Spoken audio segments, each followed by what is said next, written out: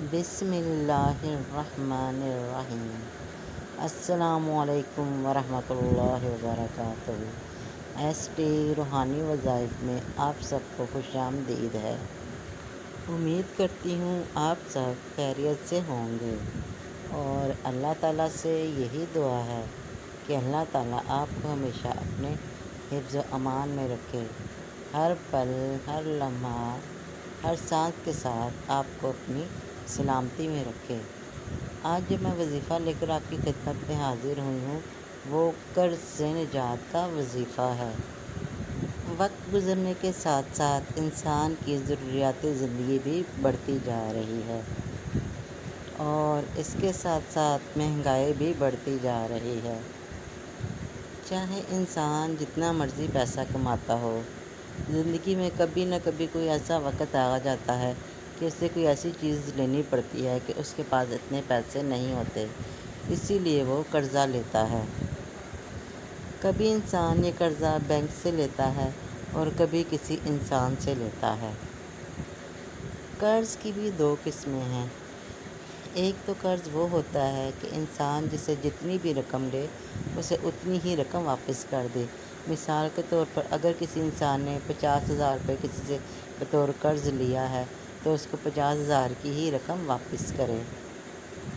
اور جو دوسرا قرضہ ہوتا ہے وہ اس طرح ہوتا ہے کہ اگر انسان اس کو نہیں دے سکتا تو جتنی بھی انسان رقم دیتا ہے اس سے اضافی رقم اسے دینی پڑتی ہے۔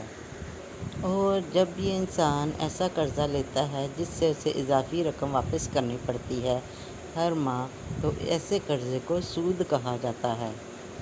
اس میں انسان کی جو اپنی رقم ہے ادھار لی ہوئی وہ تو ادھر ہی موجود رہتی ہے، لیکن اس کے علاوہ جو سود کی رقم ہوتی ہے، جتنی بھی مختص کی ہوتی ہے، جتنی بھی مقرر کی ہوتی ہے، وہ اس کو ہر مہینے ادا کرنی ہوتی ہے۔ اگر تو کوئی ایسا انسان جس کی نوکری ٹھیک ٹھاک ہوگی، وہ صحیح کماتا ہوگا، وہ تو جو ہے وہ قرضہ جلدی جو ختم کر لے گا، لیکن جس کی آمدنی کم ہوگی اس کو قرض اتارنے میں مشکل کا سامنا ہوگا۔ اب جس قرضے پر سود کی رقم لی جاتی ہے تو سود تو آپ کو پتہ حرام ہوتا ہے، اس سے کمائی میں برکت نہیں ہوتی۔ سود لینے والے اور دینے والے دونوں جہنمی ہیں۔ سود لینے والے کی اور دینے والے کی نہ نماز قبول ہوتی ہے، نہ ہی روزہ قبول ہوتا ہے، نہ ہی کوئی نیکی قبول ہوتی ہے، نہ ہی حج قبول ہوتا ہے اور نہ ہی عمرہ قبول ہوتا ہے۔ وہ اس پیسے کو جوڑنے کی کوشش کرتا ہے لیکن وہ اس میں ناکام رہتا ہے، کیونکہ سود چونکہ حرام کی رقم ہے، حرام کا پیسہ ہے، تو اسی لیے وہ جس طرح سے پیسہ گھر میں آتا ہے اسی طرح سے وہ فوراً واپس بھی گھر سے باہر چلا جاتا ہے۔ ایسے پیسے میں برکت نہیں ہوتی، اسی لیے انسان اگر ایسے پیسے کو، سود کی رقم کو جمع کرنا بھی چاہے تو جمع نہیں کر سکتا۔ اگر اس نے کسی کاروبار میں لگانا چاہتا ہے تو اسے نفع کے بجائے نقصان کا سامنا کرنا پڑتا ہے، چیزیں خراب ہونا شروع ہو جاتی ہیں یا ٹوٹ جاتی ہیں۔ اگر ایسے پیسے سے کوئی چیز بھی انسان خریدنا چاہے تو وہ نہیں خرید سکتا۔ رزق میں برکت نہیں رہتی، اور جب رزق اور پیسے میں برکت نہیں رہے گی تو لڑائی جھگڑے شروع ہو جائیں گے، رزق کی تنگی سٹارٹ ہو جائے گی، انسان مصیبتوں اور پریشانیوں میں گھرا رہے گا، ہر پل کی ٹینشن اسے ہوگی، گھر میں لڑائی جھگڑا ہوگا، اور کوئی بھی انسان ایسا نہیں ہوگا جو یہ کہے گا یا یہ چاہے گا کہ نماز کی وجہ سے جو اس نے نیکیاں کمائی ہوتی ہیں وہ سود کی نظر ہو جائیں، سود کی وجہ سے اس کی ساری نیکیاں ضائع ہو جائیں۔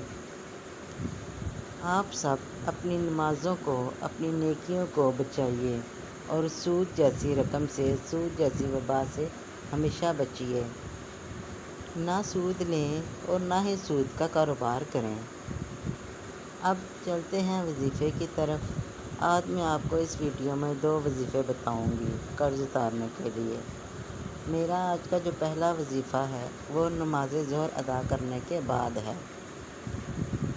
آپ نے کرنا کچھ اس طرح سے ہے کہ جب آپ نماز ظہر ادا کر لیں گے تو آپ ادھر ہی جائے نماز پر بیٹھے رہیں قبلہ رخ ہو کے، اور آپ نے اول و آخر 11 بار درود ابراہیمی پڑھنی ہے، نماز میں پڑھے جانے والا درود پاک۔ اس کے بعد آپ نے درود شریف پڑھنی ہے، وہ درود پاک جو آپ کو اسکرین پر نظر آ رہا ہے۔ آپ نے یہ درود شریف 100 بار پڑھنا ہے۔